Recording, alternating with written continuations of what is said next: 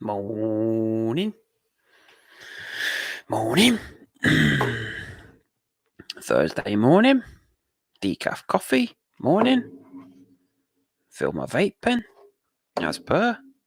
I don't know if people see the text that I put on this morning. I know nobody's watching yet, but if you're watching the replay, I wanted to discuss symptoms today because I experienced some anxiety symptoms yesterday, and I talk to people regularly who experience anxiety symptoms, so that's what this live stream is going to be about, I think. Morning, Father. Morning, Xena. Just fill in my vape pen. We'll wait, see if anybody else is going to join. Ignore the dog. She's chewing a bone. Morning, Dad. Morning, Xena. Anybody else coming? There's a few more. Not many. Thursday morning. Is everybody staying in bed? That might be the hottest cup of tea I have ever had. I want to talk about symptoms today. Anxiety symptoms. Thank you. Somebody loved the stream already. If you want to share it, now's a good time. I know there's barely anybody watching, but maybe people aren't getting notifications. If you want to click share, whether you're on YouTube or share it on Twitter or Instagram, Snapchat, anything, Facebook, share it. See if we can get a few people in, because I want to talk about symptoms. Specifically, what are your worst symptoms or the most disturbing symptoms that you experience? So the more people we have, the more people can share symptoms. Not that it helps, but I guess it helps to know that you're not alone. That's the thing, isn't it? Because as I said when I first went live, I experienced symptoms yesterday, and it always catches me out. It's just the way that it is. So, shall we? We'll give it a minute. I'll try and drink some of this hot tea. How is everybody anyway? We all good? We all okay? Everybody doing well? Thursday morning, it's nearly the weekend, but is the weekend any different at the moment? That's the question. Something that I wanted to just quickly share. I'm always talking about polls. I love polls. People sharing information. I did a poll. This was a while ago. It hasn't got that many votes, but it is interesting. Let me go back to that so you can see. How long have you lived with your anxiety disorder? This is 3 years ago, but I don't get a crazy amount of hits on the website, but it's had 1,700 views and 586 votes, which isn't a lot, but we can say over 500 votes. How long have you suffered with an anxiety disorder? Look, and 59% of people are over 10 years. That surprised me. Obviously I picked over 10 years because it has been, but that really surprised me.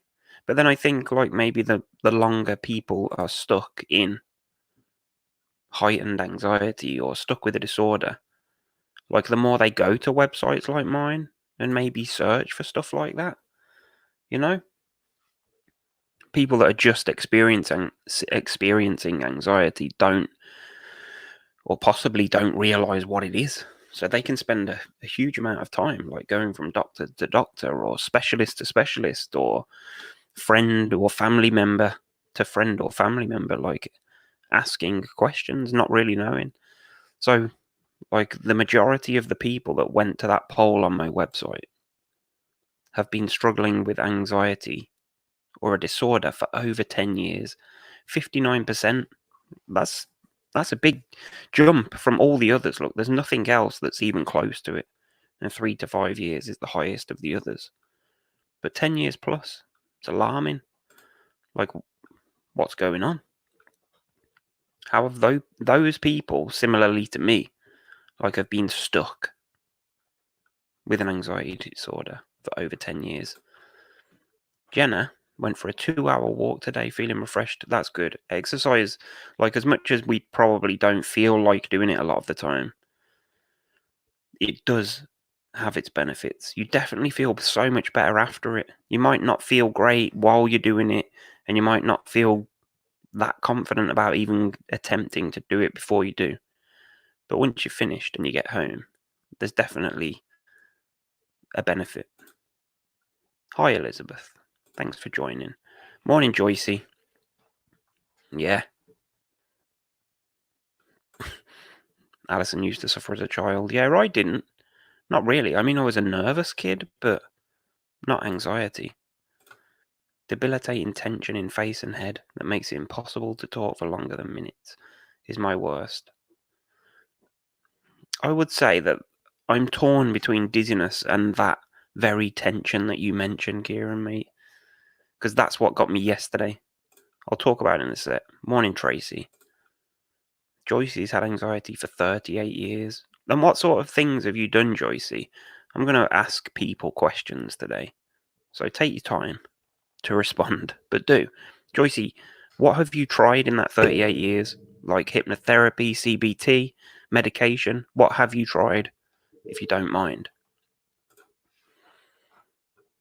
Elizabeth's had panic attacks since you were a little child. It's crazy. I like, what is the support for children? I know one of my daughter's friends used to have panic attacks, and that, I don't know if she got help at the school and stuff like that, and she seems to be over it now, I think. My daughter doesn't really talk to the girl anymore, but as far as I'm aware, like, she's over it and better. Alison used to get tummy cramps at school, started in middle school. Okay. And have you, like, considered yourself to have an anxiety disorder since then? Has there been any respite from it? Or has it just been like an ongoing issue from then? I can't imagine what it would have been like to have anxiety at school. Because knowing how it is now, like, if what would have happened yesterday to me, and I'll go into it in a minute, if that would have happened at school, like, I sympathise massively with children that are going through anxiety on the scale that the people that are watching this do. Like, I just don't know how I would have coped. I wouldn't have been able to go to school. Although maybe, like, if I was forced to, it might have been a good thing because maybe you can overcome it. Although, I don't know, like Alison says, it started when she was at school. Sorry, drinking my tea. Tracy's dad was an alcoholic, so constantly under stress as a child, hence leading to panic attacks, agoraphobia at 16. Wow. Elizabeth had it all her life. See, it's horrible. Like, mine started, I think, when I was about 25, 24, 25, I think. I'm now 40, by the way, so it's been like 15, 16 years.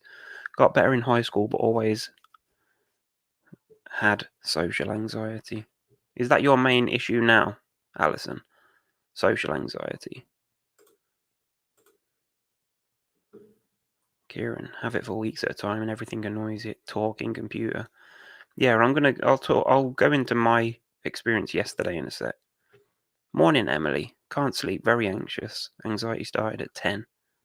10 years old, not 10 p.m., I assume. Are you in America? Can't sleep? Or are you just waking up early? Thanks for commenting anyway. Have no history with it before a year ago. Have you had, like, sinuses checked, Kieran? Because that's what I think mine is down to. So yesterday, I was standing in the garden. I'd just been to... Where had I been? I think picked my girlfriend up from work, came back, and I was just standing in the garden. I was leaning up against the door frame, and just... I don't know, man. Like, when I try to describe what this is like, it's near impossible to describe the feeling. I think it first felt like I had this pressure in my forehead and my eyes, so I think it's sinus related. Like, I've often got nose issues. I don't know why. Whether it's hay fever or not, I don't know. But I get like headaches, but I get this pressure in my head, like in my forehead, and it just feels like everything's, I don't know. Like, how do you describe it? It's not like a dizziness. It's not really a lightheaded. It's just like a buzzing and a pressure, and it just becomes intense. And it happened for, I don't know, maybe 15 seconds, and I had to like move. I stepped into the house, into the kitchen, and sort of like shook my head a bit and just stood there. And that's what it's sort. I have to do something to stop the feeling. So whether, I don't know whether it's anything or whether it's just because I was having a quiet moment and like my head doesn't like being quiet. I have to be doing something, otherwise I think about how I feel. And maybe that's what it was, I don't know. But I'd been in the car with the air conditioning on, and it was really hot in the car when I first got in. But I don't, like, it's kind of looking for excuses for a reason for me to feel that way. And I think sometimes it just happens. So I, like, after that, I was reeling from it a bit. Like, I don't like it. And it's hard for me to accept that that's just anxiety. Look at the dog, man. Izzy, morning. Got your coffee? She sits on there looking out the window. And if somebody walks past, she'll have a go at 'em. Idiot. So, I know we're all focusing on the dog right now. My bad. But, yeah, it's hard for me to just, like, take my attention off that. It's just there. And then I came and sat on the sofa for, like, probably an hour. And I was trying to close my eyes, but everything was a bit, I don't know, like I feel a bit dizzy. Izzy, please, come down here, you bugger. So, it's weird. I don't like it. I don't like the symptoms. But I was going to say, like, I did say I'm torn between dizziness and that head pressure as being my number one thing. I think for me, like, they almost merge into one, because it's hard to describe both of the feelings. Like, that head pressure thing is a similar feeling to the dizziness, but like the brain zap thing, that's a whole nother issue. When that happens, it's like I completely lose control of everything just for a split second. But the head pressure, fuzzy, weird feeling, and Kieran's just said he gets the same. Like, that can last for a little while, and that, I don't know, I think that bothers me more because there's nothing you can do to stop it from being like this constant pressure. It's so hard to describe it. Like, I need to actually sit and think about it, and then maybe I could do a video on like what it is that exactly that I feel. Man, the dog. People are saying hello, Izzy. Let's get back to Joycey's comment. I asked Joycey, because she's been struggling with 38 years, like, what has she tried? Counseling, medication, hypnotherapy, vitamins, reflexology, acupuncture, relaxation techniques, Linden method, primitive reflex therapy, probably a few more. No, you listen to what you know. Meditate, try to eat well, comes back from time to time. Tension in the back of my head and dizziness. Man, dizziness. That's a lot of stuff, Joycey. I bet you have spent a small fortune on things. The comment is that big that you can only see my eyes. Like, that's a lot of stuff. Yeah, that is a lot of stuff. More stuff than I've tried. I mean, I do take meds. I take propranolol, which was prescribed for the symptoms like years ago, but for symptoms that I didn't really experience. So I don't know whether they help or not.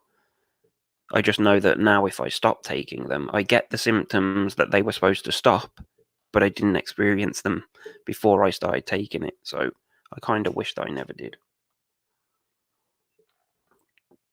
But what are some of your scariest symptoms, the most disturbing symptoms? Like, what kind of things? And is it for you, like, do you have a fear of those symptoms and sensations? Because for me, it's like I get that head thing, the head pressure, and then my anxiety peaks. But for a lot of people, it's like they're anxious first, and then they experience sensations and symptoms afterwards. So which way around does it work for you? Like, for me, usually it's thinking about how I feel. Something's bothering me, and then that develops my anxious thinking. I'm interested to know, like, which way does it work for other people, and what are those sensations, symptoms? Just drop a comment. Emily is in America. Anxiety started at 10 years old. Went to your first funeral. Neighbour was 6, playing football in the yard. Oh, gold. Rare blood disease. Wow. Okay. That's scary. Plus, worry about what people are thinking about me if you let it. You suffer with your ears. Like, balance issue. Or like a tinnitus thing, or what's the issue with the ears? Please expand. Kieran has a polyp in left sinus, discovered by accident. And is that what's causing the head pressure? Have to focus on my breathing to relax. A lot of people do. They do this breathing stuff, the meditation stuff, and they seem to notice massive benefits from it. Like, I tend not to do it, and I probably should. I should be an advocate of things that help, but I don't know. Like, it's weird because I've said in live streams before that I try not to focus on recovery, but I think that's because I'm at a point where I don't really need to spend so much of my time thinking about anxiety and stuff. But for people that are maybe housebound or like really proper struggling, like I have, and probably will again, like, I'm under no illusions. I don't think that I'm going to live this calm of a life for the rest of it. There's going to be times where I have setbacks and stuff. I'm fully aware of that, and I accept that. But I've got a friend who doesn't leave the house. I was talking to him this morning, and we're going to start working together, like be on a video call, and just like I'll be there on the video call while he goes out the house and gets in his car, and maybe just sit in the car for 5 minutes, and then we'll do it again the day after, and he can like start the engine and just like really scale things back and start working on exposure stuff, because I think that, like, if you're agoraphobic, that's what you have to do. I guess that is where my knowledge comes into its own, knowing that I used to be that person. I never used to leave the house. Even though when I was at home, I was still experiencing like crazy sensations 24/7 sometimes. But now, like, I sometimes find myself, like, if I'm having a bad day, I'll think, oh, why does it always have to be like this? But now I kind of recognize that it is not always like this. Like, there are breaks in the way that I feel. And there probably was back then, to be honest. It's just that when you're in it, it's not good. Wait, we got comments.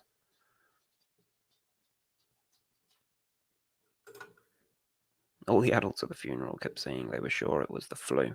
2 weeks later, you did get the flu and had your first panic attack. Okay, because you thought that was going to happen to you as well. That's interesting. So it was like it was a stress response. You were super stressed out. You were overthinking. And you expected the worst. But it didn't happen. Thank you. Thank you. You're still here. You're still watching.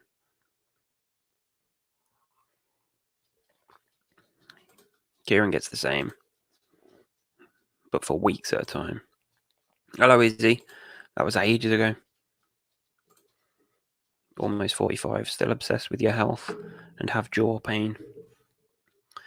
Health anxiety is a different beast.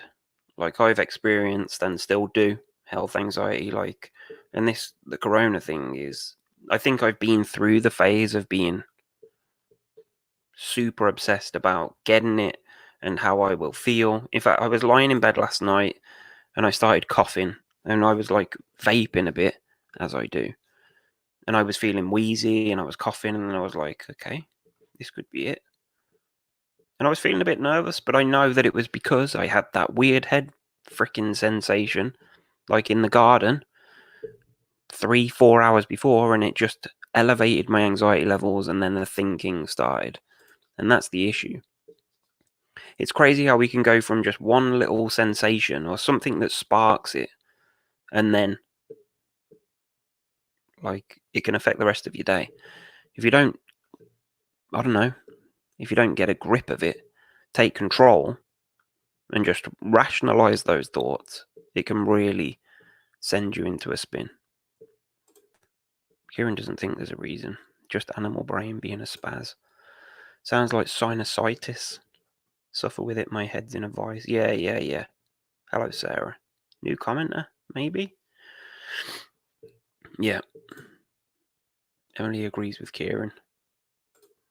Kerry gets a pulsing in her ears like a heartbeat. I've noticed that before, especially when I go to bed sometimes, like lie down, put your head on the pillow and you can hear or feel, like doing exercise, doing any form of exercise, and I get that, like heart rate banging in your neck. You can feel it sometimes in your head. It's not nice. Great book called The Anxiety Cure. The The Anxiety Cure. Never heard of it. We'll check it out though. Thank you. Symptoms started at age 17 after smoking weed. My New Zealand pal, diagnosed with agoraphobia by a psychiatrist at 23, nearly 34. Spent so much money and tried everything you can think of.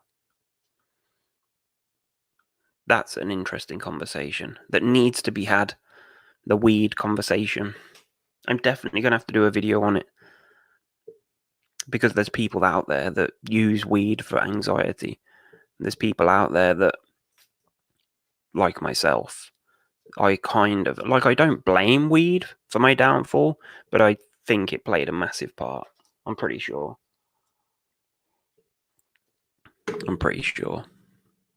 That's interesting, Jenna. I'd like to speak to you about that, but you're like 15 million hours ahead of us or behind, because you're on the other side of the bloody world. But we'll figure something out, maybe, if you'd be up for that. Be a cool podcast, maybe. Tell me about it. We take propranolol too, I assume. Anyone else take Xanax? Do not abuse, but have to. Xanax being a benzo, right? I know that we do have people watching that use benzos. Too scared to stop, but don't think it does much. Yeah, if we're talking propranolol here, that's interesting, because I don't like the thought of stopping it. It's weird. I've been on it for so long, and I don't think it does much. I think it makes me feel tired, lethargic. I don't think there's any positives from it, other than knowing that if I don't take it, because sometimes, like, I'll skip a dose, like I won't have a pill one day, and then I'll wake up the next morning and I can feel my heart rate, like it's banging, and it's horrible. So that's what it's stopping from happening now. But like I say, I didn't experience that before I started taking them. So it's created a whole new issue, and now I have a fear of stopping it, because I don't want to feel that heart rate banging and the headaches that you get. Like, it wasn't an issue for me. Alison doesn't tell anyone how you feel. You just told however many people watch this, maybe 300-400 people, Facebook and YouTube combined, 500 people. So that's good. You're speaking out now. And we're here for you. You're not alone. Dizziness is the one. Unreality. You swear you bring it on. It's a horrible feeling. Like depersonalization, derealization. It's hard, again, to describe exactly what it freaking feels like. But I have got a video on depersonalization on YouTube. People say that that's a good explanation. So if you haven't seen it, like, just go to YouTube, Anxiety United, and search for that video. I think it's in my popular one. If you go to my channel, like, there's different playlists down the page. If you go to popular uploads, I'm sure it's in there, because it is a popular upload. In me, it's like stomach upwards. Can't explain it to anyone. Look fine. Sorry, I can't talk anymore. Yeah. How many times have you heard that? Like, you're speaking to someone and you say what's going on in your head and you feel so weird and that, but they'll say, like, you look completely normal. Like, you don't look any different right now. That's what's crazy, because when we sit there and it's happening, we think that we're, like, showing all these signs, but there's never anything going on. Like, people can't tell when they look at you. As much as it feels like everybody should be able to tell what's going on. It's weird. Emily can feel it coming on. Heart rate and dizziness. Grinding your teeth. Yeah, it's not good. You're from America. Please don't hold our president against me. You're fine. It's not your fault. Jeez, where are we? Wait. I've got so many comments to get through. I'm so sorry. I'm way behind. You get clumsiness in the limbs, too. Feels like you're literally going mad. Yeah. Again, gastritis and IBS now. A lot of people struggle with that as well. IBS is an issue. I'm trying to get comfy here. Joycey. Think I have the thought, oh, do I feel okay? Then I scan to see how I feel. Then the dizziness strikes. Okay. Then that's it. Muscle tension in your shoulders and neck causes dizziness. Yeah. Been having physio, massages, and acupuncture for it. Ear and sinuses too. Sounds very similar to my story, that does. Or what I believe. Like, especially the tension thing causing dizziness. Like, I get it when I'm doing these live streams. Like, Jesus Christ. I notice that I'm, like, holding my shoulders and sitting and my legs are really tense. It's not good. But it's always a massive relief when I end the live. Like, still. How long have I been doing it? Like, this is the 3rd week, I think. But it's still, I don't like it. I get moments, like, I'll be sitting here just talking, and then something will happen. I don't know, I'll, like, switch my vision from looking at the camera down to what I actually look like, which isn't great. And then I'll look at the comments, and I'm trying to read, like, my eyes going all over the place, and I'll get just a moment of, like, dizziness. Or I'll look up there, because it just happened in that split second that I did it then. And then I feel like I have to fidget for a minute. Baby steps can help a bit sometimes, but everyone is different. Yeah, I mean, there's like the flooding techniques, which definitely work for some people as well, like proper going in at the deep end. That can help, but it can also like lead to massive setbacks. Everybody is different. And that's the issue, Elizabeth, is like with the treatments that I've seen on offer here in the UK, like the CBT thing, it feels like it almost feels scripted, you know? So it's like they've learned the techniques the therapists have, and they can't veer off them. They have to stick to it. And because everybody's different, everybody responds differently. I'm so far behind on these comments. You notice I'm vaping. Yeah, you're a smoker, desperately need to stop. Try vaping, but then, like, is that any good for you? I'm not even sure. Kieran, no idea. Anything's possible. Joanne does hypnotherapy at night. Joseph Clough. Feel a difference the next day. You have to do it for at least a week, put your headphones in and listen. Even if you fall asleep, it still gets into your brain. Struggle with keeping up with it. Yeah. Hi, Joanne. New commenter. Like, I'm the same with that. Like, I'll find something that helps. Like, I used to listen to a lot of the Claire Weeks audio stuff, and I would find that would really help. And then I'd do it for a bit until I felt okay, and then I'd stop doing whatever it was that got me to that point, which is weird. I think a lot of people do that. Like, they'll find something that works and helps. They'll use it for a bit, and then when they feel okay, they'll just stop doing it and just go back to their normal routine, and then wonder why in a couple of weeks you start feeling off again. Because we should stick with what is working, I guess. If you find something that's helping, like, try not to rely on it, but if it's helping, like, use it and keep using it. If you find a new routine that helps, the dog's growling. If you find something that helps, a new routine or something, like, do it. Emily thought she was dying. For years, parents would rush you to the hospital. I've heard that story so many times. People rushing, calling ambulances, and visiting A&E, the emergency room. Thought you were having a heart attack. Yep. That's all it takes. One negative thought.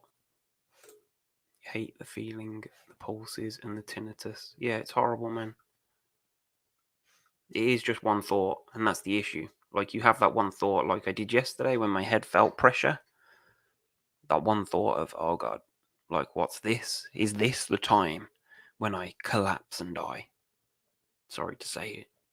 But like, that's what happened. That's the immediate thought when I have a sensation like that. It's like, maybe this is the one. Joanne, you just battle with your brain every day. Anxiety messes up jobs. You can last no more than 3 to 6 months in a job because of how you are. You get really stressed, end up lashing out at people when too much is going on. Yeah, that's understandable. Again, like I think I've talked about that in videos. Like, why do we get so freaking angry? It's not good. Like, if I'm just doing something and I'll have an experience, sensations or whatever, and people are trying to calm me down, or people want to just carry on with whatever we were doing, even if it was just like Monopoly, and my daughter wants to carry on, roll the dice, I'm like, no, just I'll miss a bloody turn. We do get snappy.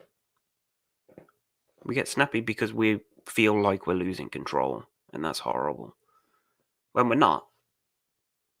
And you shouldn't battle with your brain, Joanne. Like, that's part of the issue. I guess you should just, like, see what happens. Let your brain take control. Dish out the anxiety and see what the worst that can happen is. Because it won't be any more than you're already experiencing, so stop battling. Because with that battle comes tension and, like, fear. So just let your guard down and see what the worst that it can do. See what the worst is. And it will be no different.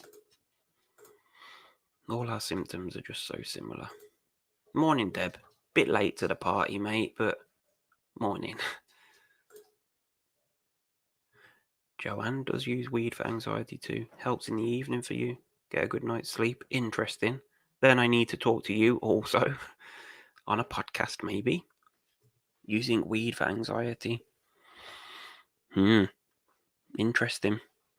I'd like to discuss this with people that use weed and that also blame weed for the way that they are. Get in touch. Almost 4 years sober, 41, discovered Chardonnay was far more powerful in calming me. Then it became a serious problem. Went to rehab in 2016, sober now. Congratulations. Dealing with real feelings now. Yeah, I had a drink. Like, I wasn't addicted to alcohol. I was like smoking weed. I stopped smoking weed and turned to drink just for a bit. Like a few months, just to try and take the edge off how I was feeling. But then, like, I became fearful of the way that I felt when I had a drink. So I just didn't like the change in the state of mind anymore, which is something that I used to want by smoking weed. Weird. Kieran feels torn in two by health. Consciously is fine, not bothered by anything, but deep inside, nervous system responds so violently to ailments. You feel you have no part in it. Citalopram and mirtazapine. Okay. Medications are coming out. 40 milligrams of propranolol, lorazepam and sertraline. This is from when I was talking about medication. If Jenna can help someone else out, she's happy to do it. We're here for you. Not to be that guy, but the best study on weed was a Swedish military study. Causes a lot of problems, quite a few. Somatoform. I've heard of that word. Cases I studied started with weed too. Interesting. Man, Jesus Christ, stop commenting for a minute. I don't know if I'm going to get through these. I'm going to have to be quicker. So, weed. We need to have that discussion. Alison suffered with extreme panic attacks when he was on opiates after major surgery. Way better now. It was absolutely awful. Okay. Does weed help? Talked to my doctor and she wasn't convinced. No federal guidelines. Scared to be addicted to another substance. Yeah. Oh, this is when I was talking about weed then. No, it doesn't. Breathing properly really helps. The doc just fell over. Sometimes feels like I have a brick in my stomach, so it's really hard to breathe. Use the Calm app. Yeah, I've never looked at the Calm app. I know there's like Headspace as well, and there's a bunch of different apps that you can get. Is it Insight Timer? Is another one with like meditations and stuff on? I did that podcast with Andrew Johnson. There's some stuff on the Anxiety United website. I've got a few videos, like a guided relaxation thing, like progressive muscle relaxation on YouTube. Like, feel free to check it out. There's grounding exercises and stuff like that. I did a video ages ago. It's just audio, but it's like how to, I think it's like a panic attack eliminator or something I called it. I didn't know what to call it, but it's just like a visualization thing, which I've always thought is pretty decent, even if I do say so myself. Where the heck am I up to on the comments? Bear with me. Bear with me. Oh, there, Calm app. Felicity, another new comment. Thank you for watching. Developed claustrophobia 20 years ago after staying awake all night, taking caffeine tablets, going to a nightclub, and in the morning was stuck on a packed tube train. Jeez, that is trauma in itself. Which stopped underground at 6 a.m. Had your first panic attack. Now you struggle with going into lifts and crowded places. You spend so much time worrying about how to avoid them. I hear that story so often. I know I keep saying that, but like that's not obviously not exactly the same. Caffeine tablets in a nightclub, getting stuck on a bloody tube. But like the struggle about going into lifts, crowded places, and spending so much time worrying about how you can avoid these situations, which you obviously know is keeping that fear alive, the worry. But that's what we need to work on. Like I have a plan to work with a friend. I think I said earlier on the stream, maybe. Yeah, we're gonna like work on exposure therapy together. Like I'm gonna just be on a video call with him. He's in America, and see if we can just get him making progress. Just to see if we can get him making progress and get a bit of confidence, because that's the key to exposure stuff. Like start off real small, break it right back down to basics. Like if you fear getting out of the house, just putting your shoes on and standing at the front door. Like that's an attempt. That's an attempt to do something. And then the next day we'll like do exactly the same and open the door. And then the next day, like take a couple of steps out. That's how basic it needs to be. Like if you're stuck. Because it doesn't matter, because progress is progress. It doesn't have to be this massive grand gesture, climbing the bloody Eiffel Tower on day one, you know? Small steps, because like the end result is the end result. We've got nothing else to do. Joanne, you get anxious when there's too much noise. Too many people talking at once with the TV on. You used to go a bit deaf when you felt anxiety coming on. Noise sounds muffled. If you was to walk into a busy place, okay, interesting. Yeah. Again, not the first time that I've heard people talking about that. Studied generalized anxiety disorder extensively. We get less oxygen when our breathing increases. Yeah. Yeah, we know that. Again. It's crazy how, like, these comments could all be from the same person, because everybody feels exactly the same things. Autogenic training. You put blue dots around the house. Yes. When you see them, it reminds you to relax shoulders. Yeah, I've read stories and books of people saying that that's a good idea. Like little freaking dots on your fridge, in your cupboards when you open them. I try to have someone I trust to talk to me when I'm having an attack. To tell you you're okay. Okay. Yeah, that can be helpful. It's also good. I think I kind of reached the point myself where, like, I can talk myself down now. Like, just over the years, instead of talking to someone else, just being able to just talk myself down and just accept and know that I will be fine. I'm in no danger. Like, nothing I can do right now can stop me from feeling the way that I am. You just have to let that little bit of time pass and it will calm down. If you go shopping, you get anxious. Same. Start feeling hot, stressed, and snappy. Cry. Feel overwhelmed. It's not good. It's not good. I'm behind on the comments because she keeps bloody commenting. It's fine. That's what this is about. When feeling an attack coming on, try reciting the alphabet backwards. Yeah, heard of that. And different breathing techniques. Then stop. Yes, exactly. That's what I used to do. Give up when I feel better. Oh, okay. We're going back to that. I'm so far behind, sorry. Understanding the chemical changes in the brain, studying it helps you not feel ashamed of the anxiety. Our brains are wired differently.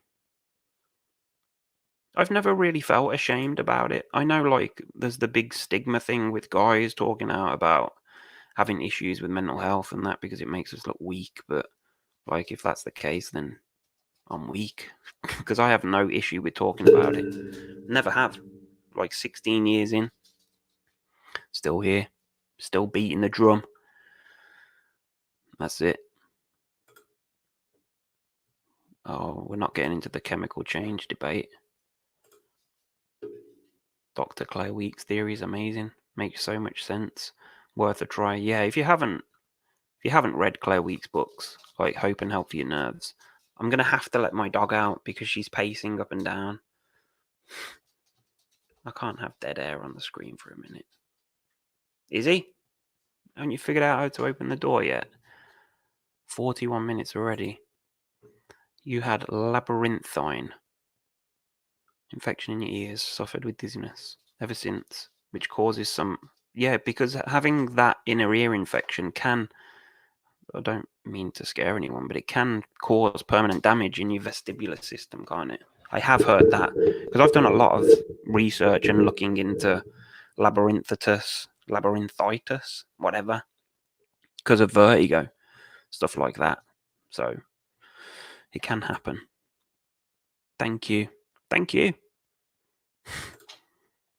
Anyone heard of Chiari malformation? We're learning so much today. That's what I love about doing these. Like, I'm no specialist. Can apparently cause similar symptoms to anxiety, but goes on undiagnosed unless you have an MRI. I've never had an MRI or a CT or anything like that. Morning, Deb. That was bloody ages ago. You was at work. Key worker. We can give her a pass. Deb's a key worker, everyone. She's a bit behind on the stream, but we can let it slide. Same concept as if there were any other disease. The neurons in the anxious brain fire at a different rate. Scientific. Don't like it. Wait, I've lost where I am.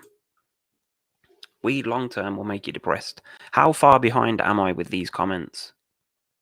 Just stop. I'm just going to read comments now because we're already on 42 minutes. I mean, the medical side. No, I'm not. I'm skipping. Depends on the strength of the weed. Some give you a CBD effect with less THC. That's the stuff you need. Take CBD with weed. So the CBD takes the paranoid effects off. So thinking of stopping my tablets and swapping for a CBD. Interesting. I do vape CBD. So, but it hasn't really helped. Is he? Hello, mate. No. You have your scientific debate in the comments. I can skip them. You like the Andrew Johnson. Thank you. Chris Leck. Sammy's late. No excuses. But I'll forgive you. I remember when I couldn't even open the door just to get the mail. Exactly. And knowing you, Johnny, you worked on that. Like small steps, mate. Breaking it down. Like proper breaking it down. Morning, Sammy. That's a good question, Joanne. Does anyone else have someone else in their family that suffers with anxiety too? Maybe we could talk about that another time because that's interesting. Can it be hereditary or is it just a coincidence or is it like a learned behavior? That's something I was thinking about. I don't know why, but I was thinking about talking about that at some point. My tea's cold. Don't feel ashamed talking about it. Just feel ashamed of your reactions in front of the others. Anger and crying affected your career. Yep, understandable. Oh, I like the way that you're talking to each other in the comments now. I don't have to actually read them out. Joanne. My dad suffered and my sister and brother do. Don't know if it's hereditary or learned. Okay, that's what I just said, yeah. Always wondered.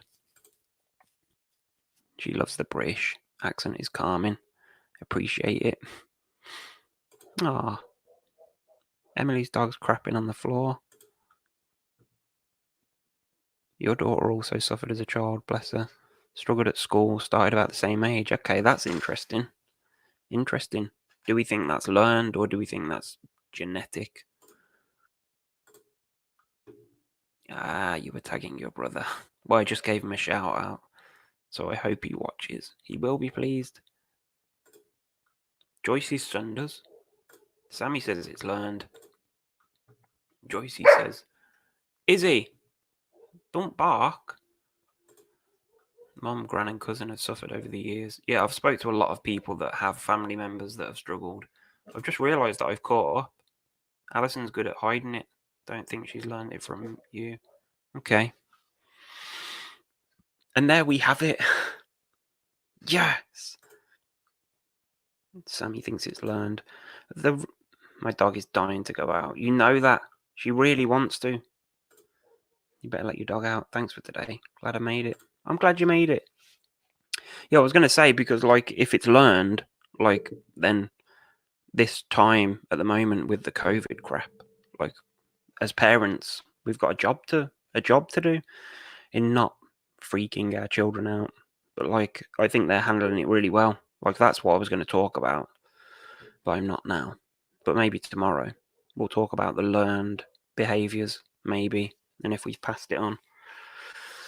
Because, yeah, I think, like, kids being locked down, they're doing a good job. Like, my daughter's 13 and she's been in for like 5 weeks now and she's not moaning about it. She's just doing it.